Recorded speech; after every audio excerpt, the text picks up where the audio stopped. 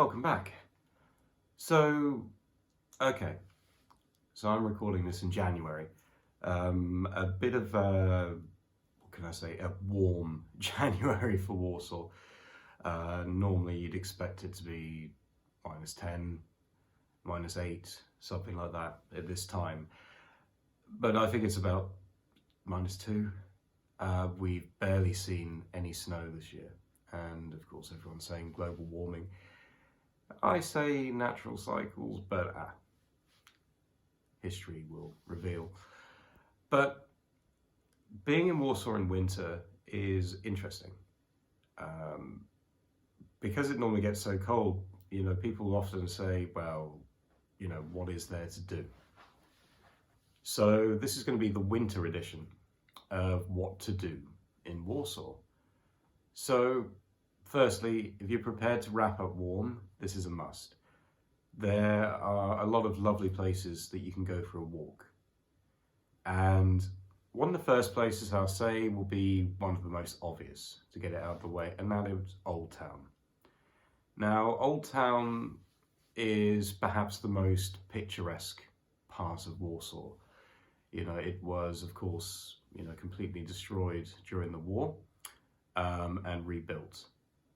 But it's beautiful. When you find the entrance to Old Town, when you're coming from the north, it's like you're walking into a castle. You have these great walls everywhere, and it really does stand out as a contrast to the rest of the city. And naturally, it's where the tourists go. So what do you see?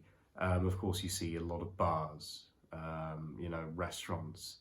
It's not really what you'd say is kind of like a heavy drinking area of Warsaw, but you have some nice craft ale places.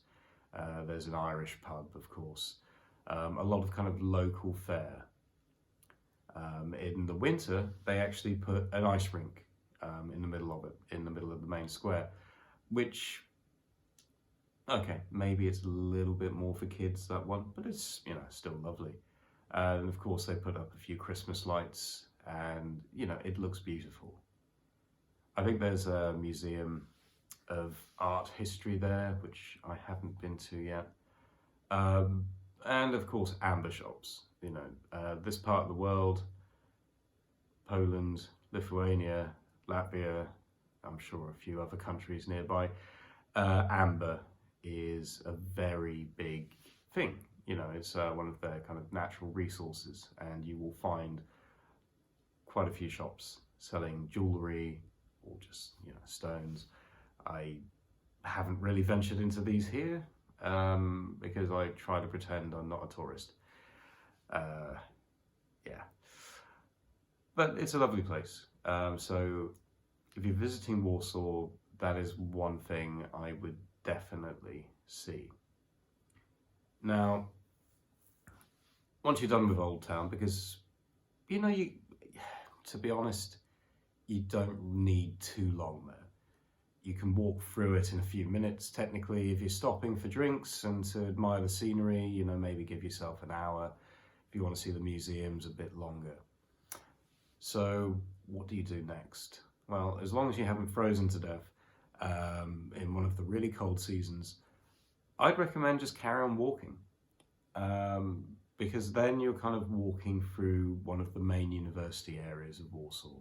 And again, lovely, picturesque, and it takes you on to Nowy Świat, or New Street. And, there you've got a bit more life, It's more about the restaurants, I would say. Warsaw, it has a lot of restaurants. You're going to find them everywhere.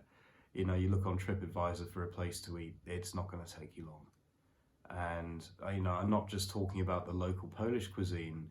You're seeing, Mexican restaurants, Chinese restaurants, Thai, Brazilian, Turkish, Indian, you name it, you're probably going to find it in Warsaw. It has a wonderful restaurant scene, and that is embedded throughout the city, particularly stacked densely in the centre. You have a lot of these kind of beer halla places dotted around as well. So obviously kind of a German type theme. You know, you can get a stein of normally pretty reasonable beer, maybe a little bit more expensive. And the food, they can be a little bit cheeky. They'll charge you extra for ketchup and mustard and stuff like that.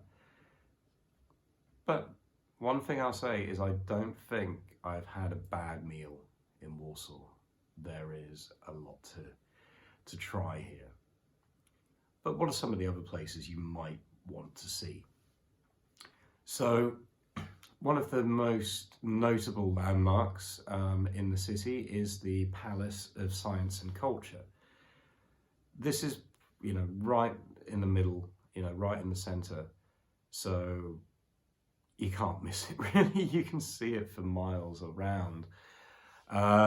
You will actually find that it's not quite unique, because this palace was actually a gift from the Russians. In fact, in the Russian occupation of Poland after the Second World War, you will find it was one of the first things they built. So when you look at some of the old photographs, you will see this immaculate palace and all these ruined buildings surrounding it. May have said something about the priorities. Maybe I'll do another section on Russia and Poland, but it's a bit of a checkered history. I'll leave it at that. But the thing is, this is more than just a nice building. So when you first get there, the main thing you'll find is, if you go to the main entrance, that there'll be a cafe and little bits and pieces in there. And the main attraction is you can get a lift up to the top, and there's an observation tower where you can get some, you know, good views of the city. It gets pretty windy up there. So again, make sure you're wrapped up warm. You can buy little souvenirs. That's a nice thing. You know, of course, Warsaw has a lot of other things, you know. I would say, you know, it's a capital city. So you're going to find pool halls, or they call it billiards, or billiards, or I'm not sure how you pronounce that.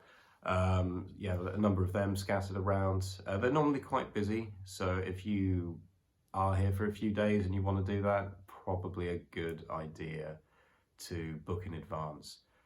One thing I will say, and I'm very, very grateful for this, is, you know, if you're trying to deal with places like this, they normally speak English, or they will have somebody who speaks English. I mean, English is very commonly spoken here. You know, maybe in some of the shops you might struggle a little bit. Maybe not everyone on the street will speak it, but most bars, restaurants, any kind of touristy place, they're likely to speak at least a little. So I haven't had too many problems. Maybe sometimes they've misunderstood me, or I've misunderstood them. You know, there can be a breakdown in translation a couple of times, but on the whole, the level of English in Warsaw is very good. So what are some of the other places I spend my time? So you've got the gym. You got hundreds of gyms in Warsaw. I mean, you know, generally you need to have some kind of membership, but they often do like you just sign up and you have like a day, you know, where you can try it out before you have to, you know, fully sign up. But this is the thing, fitness is massive here. But, you know, obviously if you're a tourist, you're probably not going to go to the gym unless, you know, you're really, really trying to work on that physique. So what are some of the other places? Well, there are a number of gardens. When I first got here, maybe I wasn't quite knowing what to expect. And the initial kind of like gardens or parks that you see sometimes feel a little bit kind of, right, we're just going to plonk one down here, it's going to look nice, it fits in with the pattern of the city. But there are some good places. Łazienki is the main place to go. It's massive. You have peacocks. There are, you know, there's a lovely kind of Greco-Roman amphitheatre. it's, yeah, there's a big statue of Chopin. You go there in the spring, you've got the botanical gardens attached to it. Now, the locals kind of make fun of this place a bit because Łazienki translates to bathroom, so it's like the royal bathroom. Perhaps if I did a bit more research, I'd understand some logic behind that. But, the locals get a kick out of making fun of it. But this is the thing, the Polish sense of humour is fantastic. And this is one of the reasons I love this country. They're not afraid to make jokes. They're not overly sensitive, about political correctness that, the UK and the US have become now. You can pretty much joke about anything and get away with it to an extent. Some people might not like that. Personally, I love it. I like to think that pretty much anything is fair game as long as you don't have any bad intentions behind the humour. Okay, so those are some places you can walk and see. Of course, what city doesn't have museums? So what are some of the museums that I would recommend? The first one I went to, and I made sure I went there on pretty much the first weekend I was here, is the Uprising Museum, and I think I mentioned that in another video. Again, powerful place. It's big. You're going to need 3 to 4 hours to walk around it. And it's maybe, I don't know, you can take children there, of course, but some of the imagery in there is a bit graphic. And be prepared for that, but it really is worth seeing. It really tells, a very powerful story of, what happened in this city. And yeah, you need to know this. You've also got the Poland Museum, or the Jewish History Museum. Again, big, and it doesn't just tell you the story of Jews in Warsaw, it tells you the story of Jews in Poland. And, how they came to the land, the various trials and tribulations over the years, and, pretty much ending with the events of the Second World War. And again, very powerful, a beautiful museum, really, really well laid out. Wonderful exhibits, lots of history to learn there. And there are some wackier museums, attached to the Palace of Science and Culture. I haven't been there yet, but there's a Doll's House Museum. I keep seeing signs for it. You've got, and again, see, I still have some stuff to see. You've got a pinball and arcade museum hidden somewhere. I've been to a couple of these places, one in Wrocław, one in Krakow. They're a bit of fun. Normally you can buy a beer, play some old school games, and yeah, you'll kill a few hours. A good place to go with your mates. What other places have you got? So you've got the Vodka Museum. Now, admittedly, I haven't quite been around this one. It's in a district called Praga. Now, Praga actually wasn't destroyed during the war. It's on the other side of the Vistula River. A lot of people here would say it's the dark side. A lot of people who live there say it's the nicer part to live in. It's completely your judgment. I went on a walking tour a year ago or so, and you have a lot of street art, a lot of murals that have been painted on the sides of buildings, and funnily enough, I don't think any of them, or at least very few of them, are by Polish artists. So, you have people from all over Europe who've come and just decided to decorate these buildings. It's definitely worth seeing. A lot of the buildings there, actually, when you look closely enough, still have bullet holes back from the Second World War. So it is really a kind of a monument to what Poland went through. If you're able to travel a bit outside of the city, I would definitely recommend Campinos. I've been to two parts. So the first part I went to, again, quite soon after I got to the city. It's a beautiful woodland. But one of the first things you get to is a museum, which is next to a graveyard. And I mean, one thing you're going to find about Poland, and it was something that it bummed me out really when I first got here, is there's a sort of a sad story everywhere. And basically, this is where the Nazis would take a number of, residents of the city, soldiers, and, the Jews, they would take them into the woods and they would execute them.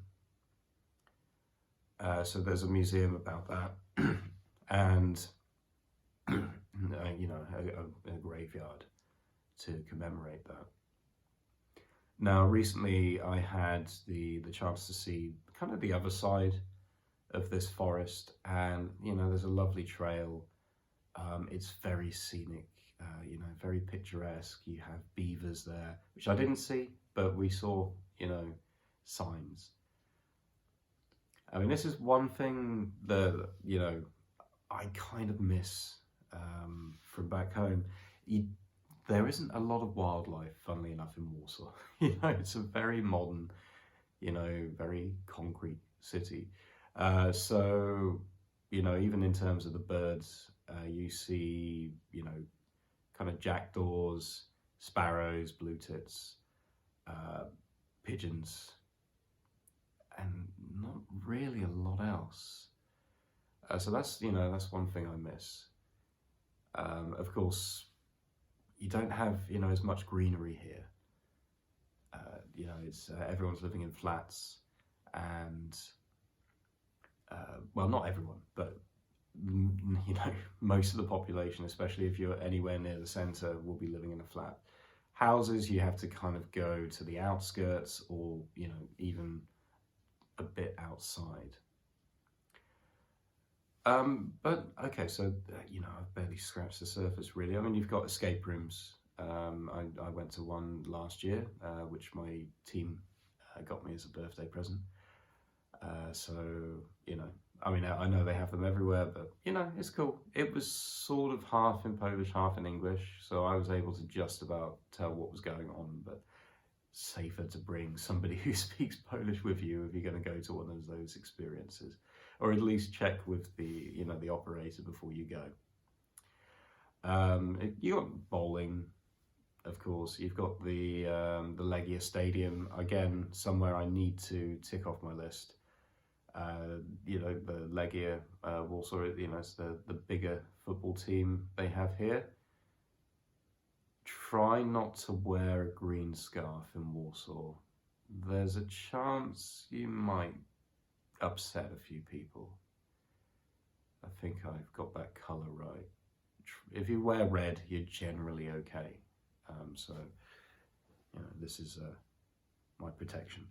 But no, I joke, because Warsaw, to be honest, is one of the safest places I've ever been. I've never felt threatened at all here. The locals have been very helpful. Even like the approach they have to homeless people is very different to back home. People are a little bit more accepting, they're a little bit more generous. You often find, we'll be sat in the park with a few beers, some homeless guy will come up, somebody will give him a cigarette, somebody will give him a beer, we'll have a bit of a chat, he'll go on his way. You wouldn't see that back in the UK, at least very, very rarely. So you've also got the Copernicus Museum, so I missed that one. Again, a place I haven't been to, but it's kind of a science museum. I've heard it's maybe a little bit more for the kids, but I'd still like to see it. And then you've got a planetarium on the top of that, which I am desperate to see. So yeah, okay, what else? You've got a place called the Photoplasticon. And this is a rather unique place, and my manager Damien taught me this place. It's like a rotunda, so you go in there, and you have this kind of circular, you know, kind of, it's like a slide machine. But when you look through the peephole, and no, as far as I'm aware, it's not full of naked women as your traditional peepholes would be in, say, Amsterdam. They have different exhibits. So when I went there, they had something about Kabul. They have like the history of Warsaw. I think they have something about Spitsbergen. They have a lot of things, and they rotate these, you know, every so often. So I need to go back there and see what the latest experience is. You've got shopping. You have quite a bit of shopping in Warsaw. But the thing that makes it a bit different is most of the shops you find here, at least from my experience in the centre, is they tend to be in like large malls, kind of American style. Large shopping centres, you have, you know, most of, you know, anything you need. You've got Arcadia, Zloty, Terrasse, you know, to name only a couple of the large malls you have here. So, you know, again, your shopping needs are pretty much met. I might talk about shopping in more detail in a video if people think it will be useful. You've got, okay, now this might not sound like the most amazing thing, but you've got the Powązki Cemetery, which I would recommend. It's big. You know, it's, you know, where a lot of the kind of, like, I suppose the noble families, politicians, you know, sort of big figures, have their graves there. It's epic, and every grave is unique. You know, you could spend a good hour, maybe two, wandering around there if you get lost. You know, there are tombs. It's you have some incredible sculpture. So again, it's another place I would recommend. Perhaps during the day is a little bit better. I tried a night tour of it the other day, and yeah, it's not incredibly well lit. But one thing you find in Poland actually is they have an incredible respect for cemeteries, and this is something that made me sad about the UK, because I feel that we don't have that. So you'll find that there will be flowers on the graves, on the tombs. There will be lanterns. So Halloween is not a big thing here, but you have, is it All Souls Day or Saints Day, the day after? And you know, this is when Polish families will commemorate, you know, the people that they've lost and their ancestors. And I think that's a beautiful and, you know, really powerful tradition. And again, you know, this is one of the things about Poland is they are kind of a land of tradition. Maybe Warsaw is slightly less so, you know. Most of these big modern cities, they kind of get caught up with the modern world. Have I missed anything that I wanted to mention? Apologies, I'm just looking at notes. But no, oh, okay, the last thing I will mention is the Villanov Gardens. So you have the Villanov Palace in the south, and the gardens during the winter, they have this incredible light show. So all of these, you know, there's a fountain, they play music, all of these wonderful light exhibits there. So, you know, again, it's not expensive and well worth it. But if you're thinking of traveling to Poland in winter, I hope that some of these, you know, ideas will be useful to you. You know, by no means, I haven't covered everything. There's, you know, however your imagination runs. But as I say, I hope this has been helpful, and I hope you've enjoyed it. And again, feel free to comment, feel free to, you know, request specific topics. So thank you very much for your time.